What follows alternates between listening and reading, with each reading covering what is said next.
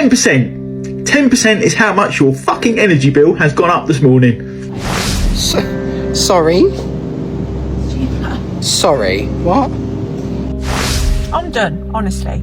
I went into a shop today to pick up a few basics. Nothing dramatic, just normal stuff. And why did it become like a second mortgage payment? So a third of asylum seekers have been lost, says the Home Office. What? Right, let's cut the sugarcoating, Rugo.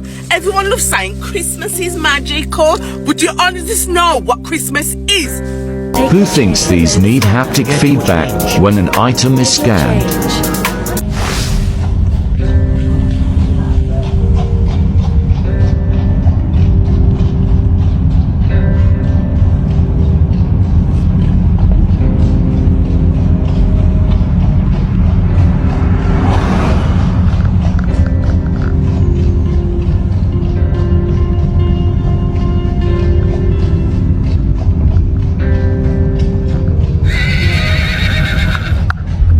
Okay, so this right here, have a read, take it all in, absorb it, let your brain fully process what is being said, and then why don't we go one step further?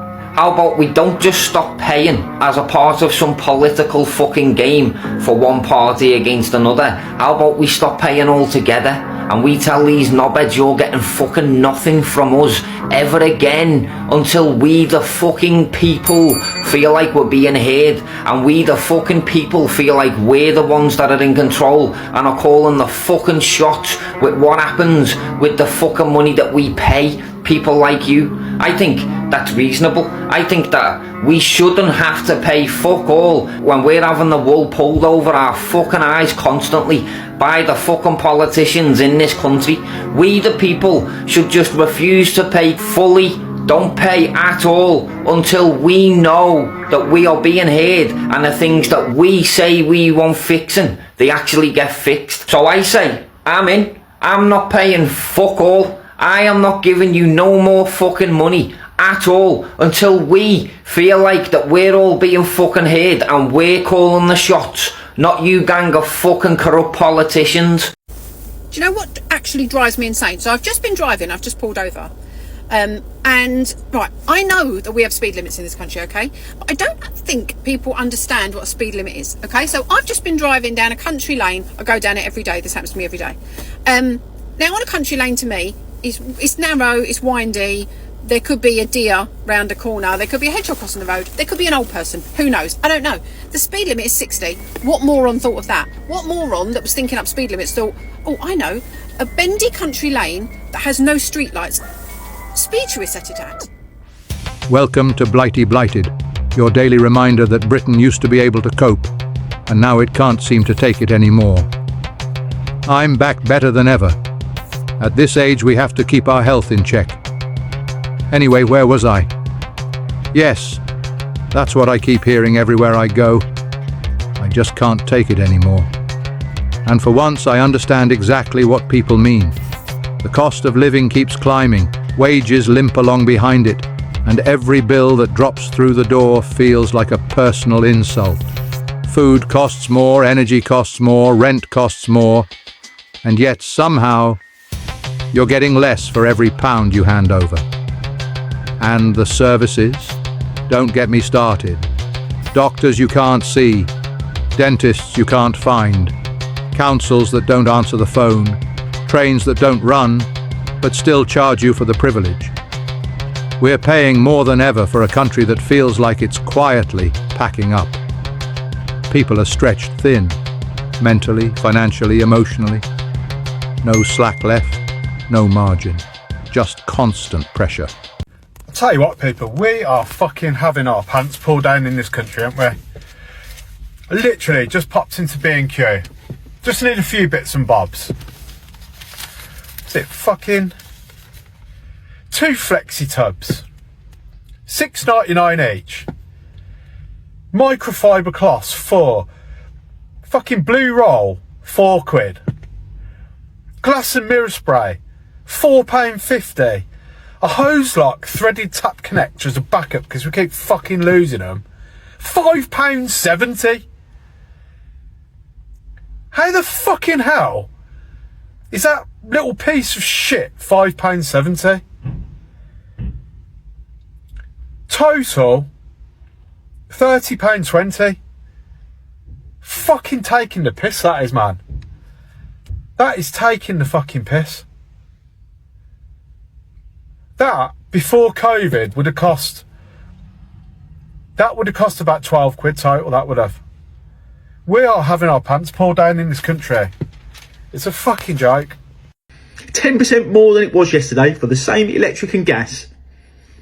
Why? Yes, alright, it's linked to the wholesale price, but if you believe that absolute fucking nonsense, then you're an idiot. Let's not forget that gas and electric prices are way, way more expensive than they were about 3 years ago. Like about 25% more expensive.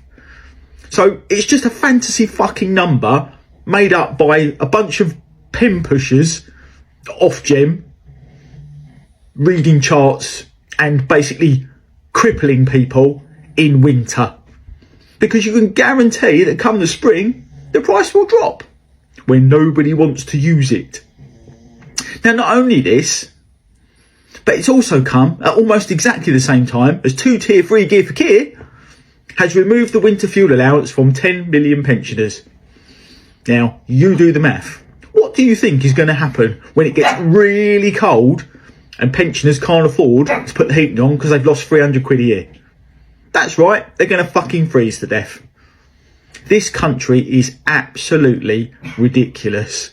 And let's not forget that the man who's made that decision is taking freebies left, right and centre from whoever, sitting in free flats, in free glasses, with free clothes, while hiding a secret, allegedly. It's all wrong. It's all so fucking wrong. Share this video, like this video, comment on this video, and let's make sure that all these absolute bastards taking the piss out of us get to see it and hear it and know what we're doing, or know what they're doing rather, and we know what they're doing. Angry Britain. See ya. The UK Home Office has admitted that they've lost at least 1/3 of all asylum seekers. Now, when you ask Grok what it thinks about this is what it comes out with. The Expo cites a December 2025 national audit, which reports say that out of the 5,000 asylum claimants sample size, 1,667 individuals have got no location data on them. What? So that's 1/3 of them. No idea where they are. How much is the Home Office costing the taxpayer every year? This tracking failure contributes to 4.9 billion annual costs for asylum support in 2024-25, mainly in hotel accommodations. What? Just lost them? Vanished into thin air? I mean, you couldn't make this up, could you? Unfit for fucking purpose. Absolutely outrageous. Do you know, I've come to Asda, right, for some burger buns. Fucking hell, excuse my language. I know things have gone up, but you ought to see the price, what they're charging. Holy shit. Price of these as well. £2.55 for them. For 4 of them. And for Cedars, £2.85. Holy shit. The bread here is so bloody heavy. All the rolls, you pick them up. It's so heavy. Oh, I won't be bothering with them. That chicken roll there used to be £1, £2.29. Absolute ridiculous. I'll go to Morrison's for some bread. A lot bloody fresher than what you find here. Robbing Gits. I managed to get some of these lovely 6 large white bats. £1. And they're nice and fresh. Thank you, Morrison's. I'm almost lost for words here. You've got to tell me what you think, because it appears that we may be losing the Christmas tree as we know it because it's becoming offensive to certain people. Now, correct me if I'm wrong here, but we are continually told that we live in a multicultural country. But being offended by the Christmas tree doesn't really sound very accepting of other cultures and traditions. Would I be wrong in thinking that if the Christmas tree is offending people, then perhaps they're living in the wrong country. Tesco are now unbelievably selling an artificial evergreen tree. Not a Christmas tree, it's now called an evergreen tree. Where exactly is this going next? Perhaps the English language will become offensive, because it appears that the Union Jack and the St George's Cross are already offending people in the UK nowadays. Will even talking about the subject become offensive and eventually banned? I'd like to know what you think, because to me it feels like being British itself is becoming a bit controversial. What do you think? Mentally draining, financially draining, emotionally triggering, darling. I'm Shannon and I rant about Christmas because it is actually utter bullshit. People are grieving, people are lonely, people are barely holding it together, and the world still expects a smile, a turkey and a matching PJ, big man. Now you done lost your goddamn mind. Not everyone is excited. Some of us are exhausted, darling. If Christmas feels heavy, if it feels forced, if it feels like pressure instead of joy, I get it. You're not dramatic, you're not miserable, you're human, darling. Honestly, pretending everything is fine is way more exhausting than admitting you're struggling. I'm too loud to be ignored, Saint Nick. Hit follow for more chaos. Since when has bread been £700? And why is toilet roll priced like luxury skincare? I swear I can't buy anything anymore without doing like mental maths of, do I really need this or can I emotionally survive without it? I'm exhausted. Is this the new normal?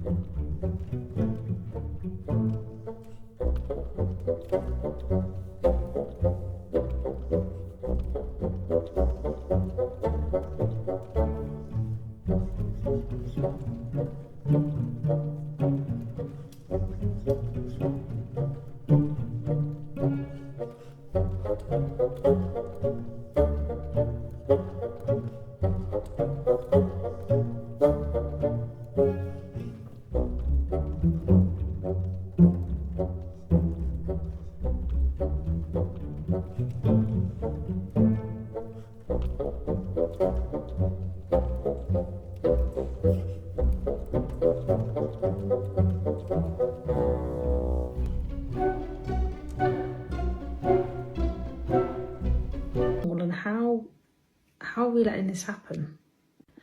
This struggle has become the new baseline. This is the new normal. Let me know if you're hearing this where you are. I can't be the only one hearing it. Who else is pissed off with the cost of living? Houses are too expensive. My nan bought a 6-bedroom house back in the 60s for a bag of chips. I don't disagree in it, but there's a side to this argument that people don't seem to address when they're talking about it. Now, there's no denying things are disproportionately more expensive in 2025, right? However, it is disproportionately easier to make money in 2025 than it was decades ago.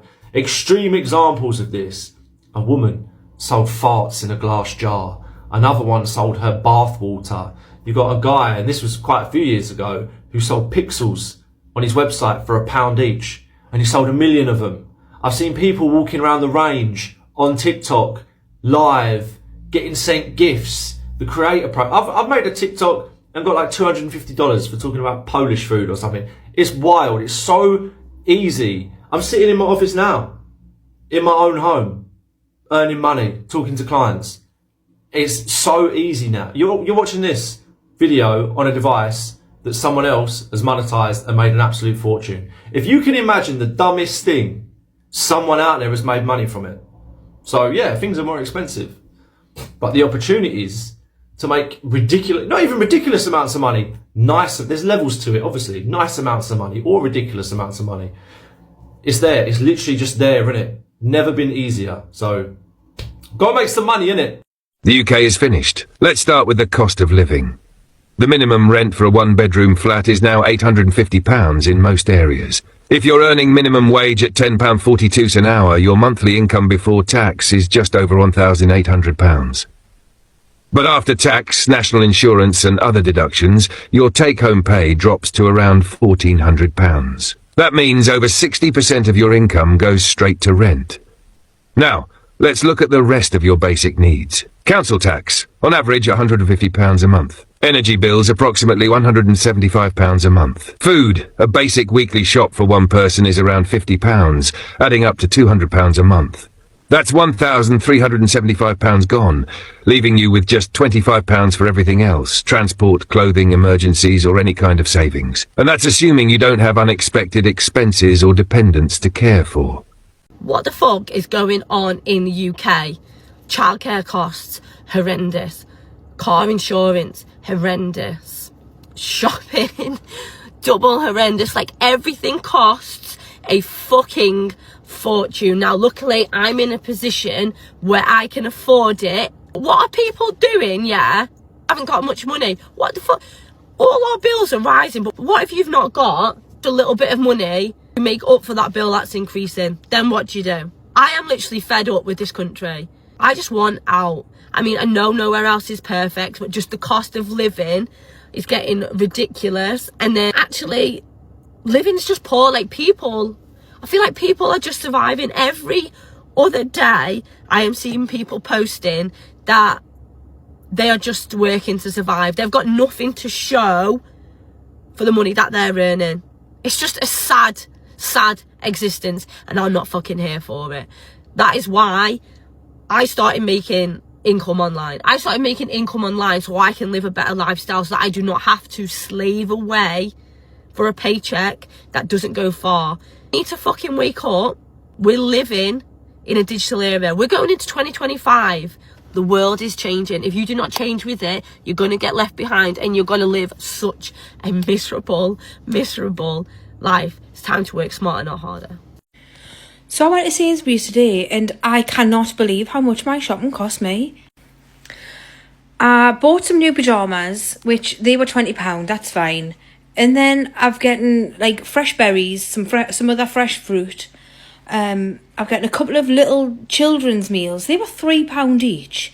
And then a few other bits, and some of the bits that I picked were like, you know, the purple stickers, and it says nectar price. So I thought, oh yeah, I'll get the, you know, save a little bit of money here and there. And I got to the till and I thought, oh God, this is going to be about 50 quid. £97?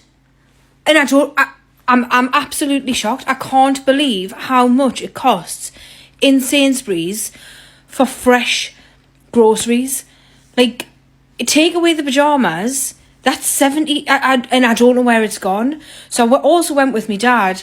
My dad, at the end, we went to different tills, and he didn't have anything packed, and he said, how much do you think that trolley cost me? And in his trolley, he had like a tiny little jumper for my niece. He had some crunchy nut cornflakes. He had like a bit of fresh food, and 2 multi-packs of Walkers. And I said, well, judging by what I've just paid, probably about 50 quid for that little bit. £95? I'm absolutely shocked. I can't believe it. So we've been usually getting online deliveries from Asda, so that, you know, you can see the prices you're doing it. And they were only costing me £40, but I wanted some pyjamas because I do think Sainsbury's pyjamas are nice. I was flabbergasted, and I'm shocked. I can't believe how much it cost. So from now on, Sainsbury's, I'll only be buying pyjamas because your grocery prices are just absolutely, it's ridiculous. I mean, I don't know, people can't possibly be doing full shops in Sainsbury's because it must be crippling you. It's ridiculous. The papers report today that the flu pandemic is hitting the UK as cases rise by 50% in just a week. That means the beds are in the corridors and the hospitals are at breaking point, and it hasn't even kicked into main season yet. I wonder why the flu vaccine didn't have the take-up that it had in previous years. They say some children have only had 10% take-up in schools. And I'm like, let me think. The vaccine this year is 3 strains of flu combined into one vaccine that they want to give to you and your children. And then you think to yourself, a triple lock vaccine? That sounds like a plan. That must be a good thing because Labour triple locks pensions. Or don't they? So why have people not taken up the flu vaccines? Why is the NHS not prepared when this happens every single year. Maybe that's why they're not prepared, because it happens every single year. But my thought on it is, after the shambles of the research that went into 2020 medical practices and the distrust people have of that sort of thing going forward, is why a lot of people have cut back. So maybe they should be looking back, and rather than blaming people for not picking it up, maybe they should take some blame for themselves, their behaviour in the past, for the lies that were told and the mistruths that were represented.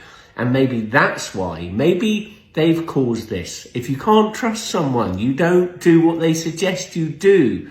And maybe trust is at rock bottom right now. Let me know what you guys think in the chat. Take care. See you soon. So illegal migration is getting completely out of control. We've recently seen an increase in asylum seeker / illegal migrants coming over and murdering people. And I'm going to flash up some screenshots here of some of the recent cases. It's absolutely horrific. It is horrific. You know, and what I suggest we do, right, what I suggest we do to tackle this issue is quite simple, really. You need to take these violent foreign criminals, because they are not born in the UK, they're not British citizens, they're literally coming from different countries. You need to take them all, you need to deport them to foreign prisons, like in El Salvador. And this is what Donald Trump's been doing in America, you know, with foreign criminals. He's been shipping them off to El Salvador, and it's worked. You know, violent foreign crime is decreased in the US. We need to do the same. We need to take a strong, firm action. We need to start sending these, you know, foreign criminals who are committing some of the worst crimes. We need to start sending them to foreign prisons abroad.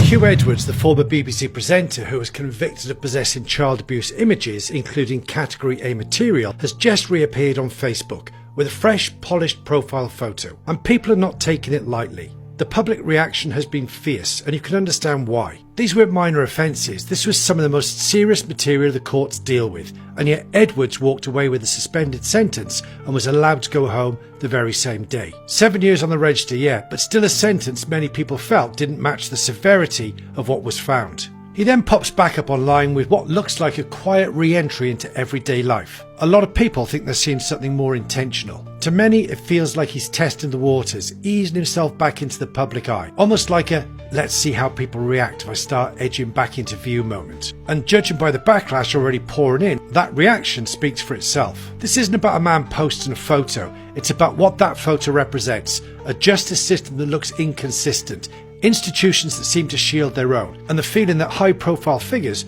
always land on softer ground. Ordinary people caught with this level of material don't see suspended sentences. They don't get gentle treatment. They don't get a smooth path back to normal life. So when someone who fronted the BBC's most trusted programmes reach services like this, people ask the obvious question: why do the rules bend for some and not for others? Why does accountability see optional when the name is big enough? Let me know what you think, because clearly this one's hit a nerve. Let me give you the state of the UK right now. You pay almost £40 to get into London for the day with a rail card. Get on the train and there's no seats. The seats that are available are from the generous people of this country that like to take up 2 seats because their bag counts as a second human being. Then a member of the public asks to sit down, and guess what? They say no. And the argument that ensues is pretty dramatic. Not gonna lie, I wish I had it recorded. To top it off, you then can't find a seat and you stand on the train and it smells like it hasn't been cleaned since it was put into use. But then you get into London, and the only good thing about the London commute, you see a really motivational board at Euston showing you pretty motivational stuff, to be fair. It could be in a good mood. You then have the tube. You get on the tube and you're packed like sardines, and you're watching people who bought their £4.50 prep coffee trying to juggle it like they're magicians and praying that they don't spill their £4.50 coffee all over them. Then have the best game of Tetris that I have ever seen when you watch the doors open at Bank, and literally it's like the sea parting. It's a beautiful scene. You can see all the finance bros leave. It's almost like a herd of them. It really is quite fascinating. But the best part of the commute is when you get to the other side and you're terrified of getting your phone out to record the whole story because you're worried about someone stealing your phone and you're afraid to have headphones in. But it's okay, because you can just text the British Transport Place on 6106 and they'll get it sorted in 5 business days when your phone's halfway across Europe. Anyway, that's my rant done for the day. See you tomorrow. Do you remember the old Monty Python sketch? This is a dead parrot. Dead, deceased, defunct, extinct, expired, kaput. Well, you could say exactly the same thing about the British economy at the moment. So the latest growth figures have come out, except they don't show any growth at all. The economy in the month of October shrank by 0.1%. All of the forecasts by the experts and by the government, and the figures that largely the government based its budget on, were that it was going to grow by 0.1%, but it didn't. It shrank by 0.1%. But not only did it shrink in October, it shrank the month before that as well. In fact, that previous quarter it shrunk, which means that we are heading towards a recession. Now, bear in mind that the government bases all of its borrowing targets, its tax targets, its taxation, etc., on the projections of growth, on the projections of what's going to happen with the economy. Which means that the budget, which is not even a month old, is already wrong. It's already out of kilter. They promised us that we would have, and the IMF and the World Bank and all those other bodies said that Britain was going to have the fastest growth in the G7 over the course of the next year or so. Not going to happen. We're not going to get any growth whatsoever. Bear in mind that these tax rises that came in have still got to filter through to the economy. I'm sure you're going to get a little blip upwards in November and December, because you always do, because people go out Christmas shopping, they go and buy food, they go and buy presents, they have no choice but to spend some money. But that's going to fade away. Wait till we get into the grim months of January and February. If you go back to 2019 and compare and contrast the UK to somewhere like, let's say for instance, Poland. Poland per capita has had 19% growth since 2019 per capita. Guess what the UK's had? 1% in 6 years. Poland is doing 19 times better than us, or it has done since 2019 in the last 6 years. It's an absolute joke. And bear in mind as well that this economy, Rachel Reeves, this budget, has no plans for growth. There's no stimulus, there's no incentive, there's nothing to stimulate businesses to hire more people, there's nothing to incentivise businesses to improve their productivity. There's nothing going on whatsoever. As the Monty Python sketch said, it's dead, extinct, defunct, kaput, and absolutely no sign on the horizon whatsoever of it improving. Tell me I'm wrong. Guys, I've just come across this. What in the fucking hell is going on? UK airports to charge £50 just to walk in. Are you having a bubble bath? Next week, £50 to say goodbye at the gates. Money, money, money. All yous, one out of all us is fucking money. What in the hell is happening here? I'd really need to understand this, guys. So if anybody knows about this, because I don't really know much about it, but I have just read a little bit on it. Basically, yeah, you're going to get charged to go in the airport now, and even driving in. You're getting charged 50 quid to say goodbye, or even like for pickups, 50 quid to pick up your loved ones or your children, just basically your family members, anyone. Absolute joke, this world, mate. Utter joke. What are your comments on this, guys, really? Because I just think it's getting out of control. They're putting everything up, everything. Disgusting, if you ask me. What's your thoughts, guys?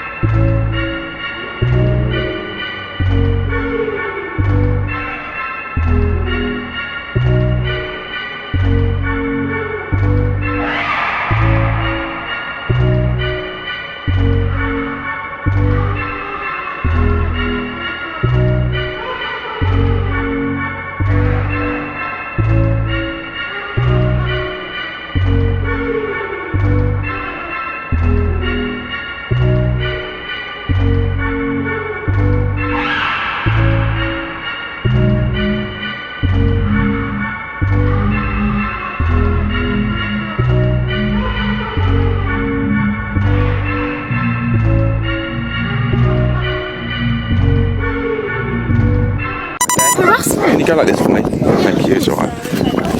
So you don't have to say anything. Okay. Don't they harm your defence. Like that. Do I have to wear handcuffs? Just like that. Just for now. We can take them I've got off. 3 children in the house. I understand, I understand. They are, Gemma is 14. I'm not going to resist you. I understand. It's just for now. Very, very loose. So, look, I promise you are under arrest. You don't have to say anything. They may harm your defence if you do not mention, when questioned, something you which you later will arm in court, okay? And what you do say may be given evidence. Do you understand? Yeah, of course. Okay. If we have to go into the station, what are we going to do about our children? We can work that out. But look, the time is 10:53. You do understand? Okay, so just talk through the grounds with you. No, I do understand. So it's been alleged that you've been posting on social media some videos and also texting the victim about allegations of paedophilia. Okay, so your necessity for arrest today is to allow for prompt investigation via a search and also via an interview. Okay. Do you come and interview us in the house? Yeah. Can I take this off, please? Because I'm really not going to resist you. And really, I think you're a little bit stronger than me. 100%. So, do you agree? Yeah, that's fine. Yeah. Okay. My husband hasn't got a hand. It's really just precautionary. I completely However, wait. understand. So, how old are the children? All of them? 14, 12 and 9. 12 and 9. This one, again, I did it very, very loosely because I could tell it's purely precautionary, okay? That's fine. We are going to have to do a search, so it's a section 32 search case. I'll get my colleague here to do a search on you. So just say that you're aware, so your property, because you've been arrested here, and the nature of the offence, you're going to have to search your property as well, okay? Do you have a mobile phone with you at the moment? I've got a mobile phone, it's just in the car. That's fine, leave it there for now. Okay, well, first of all, there's 3 things. My colleague want to do a search. My colleague here is going to search you. Right. Hello. An allegation has been made. As part of the allegation, I'm happy to talk about it. That's no problem. I'm cooperating with the search. We're totally Right, let's take you away. But hold on, what about my children? They're No, let's pop you away.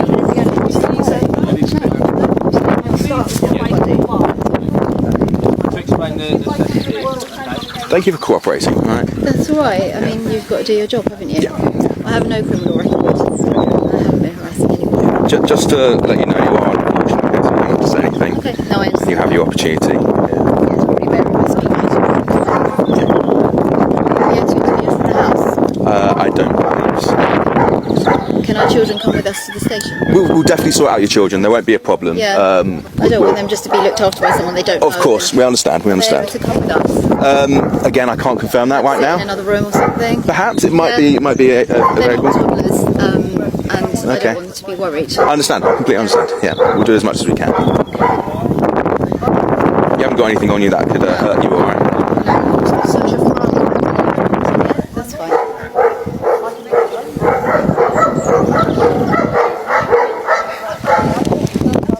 How many dogs you got? We've got 2. Okay. We've got 2. We've got some chickens and we've got some goats as well out there. Yeah, that's beautiful. Yeah. It's lip balm. That's fine.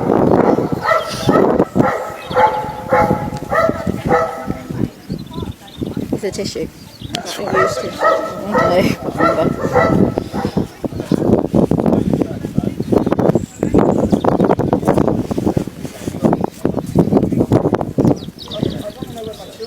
Yeah, I just said about our children, they need to come with us to the station because we can't just leave them.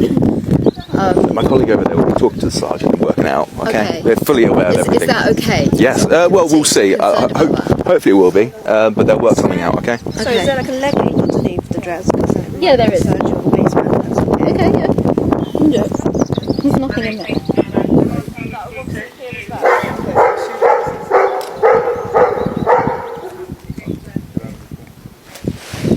Right, where's Gemma, Zoe, Stacky?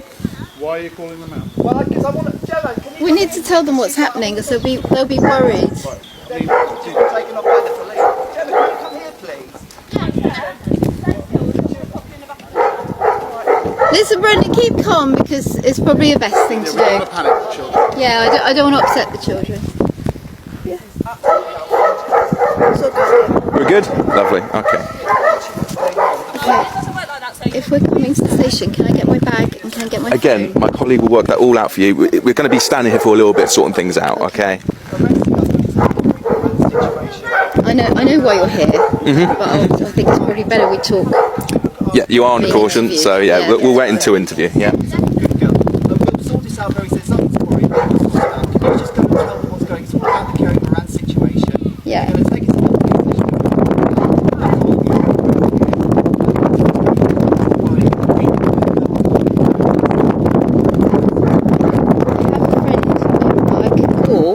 who could come and look after the children, and she may be able to. And you'd be alright with that? Yeah. You're just talking about that now, I've got a friend who I can call who can come and look after the children if she's willing, but I don't know if I'm allowed to use my phone and call anyone.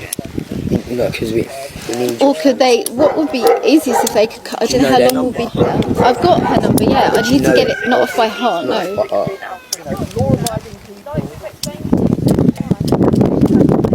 What happens in situations? Are we allowed to? I mean, I don't usually leave the children alone in the house. Yeah. Without me. Normally there'll be a But the Gemma is safeguarding. 14. Yeah, so there'll be a safeguarding. We'll make sure we'll make sure they're safe again. My colleagues will work it all out. I understand that you're worried about that. Yeah, that's what I'm concerned about.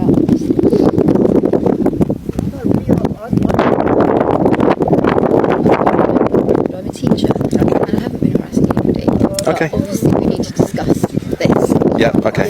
Again, got to remind you, I'm really sorry. Yeah, no, it's you're under fine. caution. It's fine. Listen, you're doing your job and I understand that. Yep.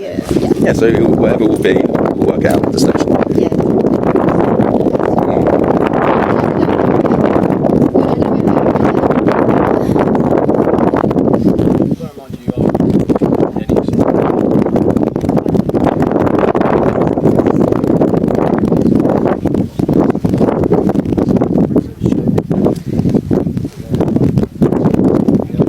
Just to let you know, it might look a little bit heavy-handed. Yeah. That's only because there's a few of us that are students here today. Okay, yeah, I was wondering that. Yeah. Why is there so many? Just for us? Are we going to... Yeah, there's lots of students here as well.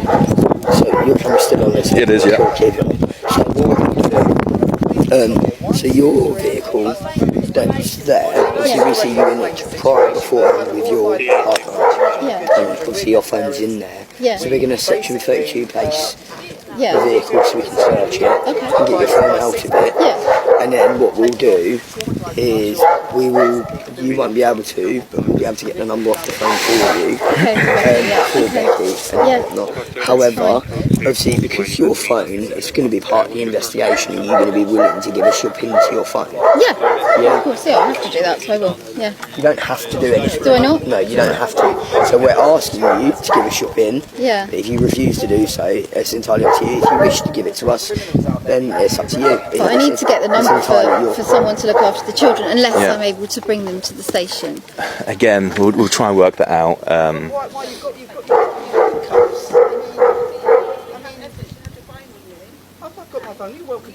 Brendan, if you reassure them you're not going to start attacking them, they'll take the handcuffs off. That's all right. I mean, you know, it's an experience.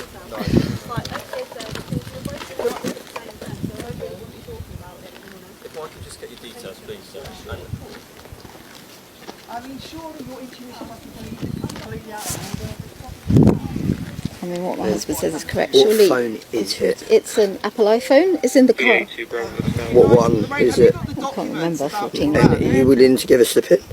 Well, I need to call someone to look after the children, so yes. Okay, what's your PIN? 0509, which is my date of birth. What colour is the phone? It's black.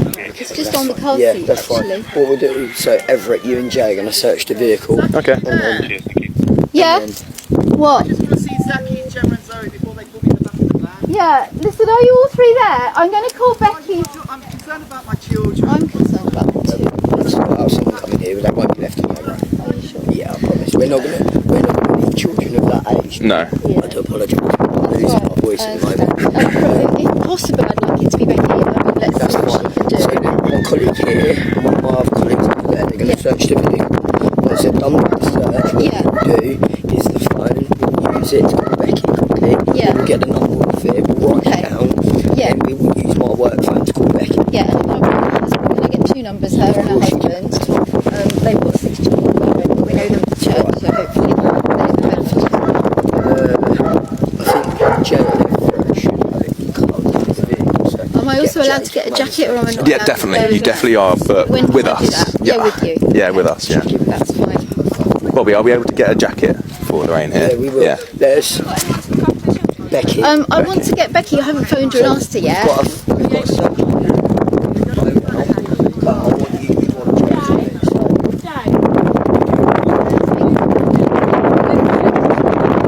Zoe, don't worry. I'm going to get Becky to come and look after you. And then there's immigration, a subject nobody's allowed to talk about without someone shouting. But ordinary people aren't stupid. They can see the strain. Housing tighter, services overloaded, communities changing faster than anyone can keep up with. All while the people at the top insist everything's fine. It isn't. When a country asks its own people to endlessly absorb pressure but never offers relief, something gives. Right now it's patience. This isn't about hatred. It's about limits.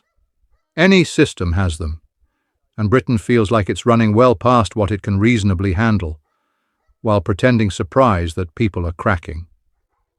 Back in my day, life wasn't easy, but it was manageable. You felt the country was at least pointing in the right direction. Now it feels like we're told to endure everything quietly, pay for everything cheerfully, and never complain. Well, people are complaining now, because they can't take it anymore. A nation can only be squeezed so hard before it stops cooperating. Cheerio, and I will see you all in the next video.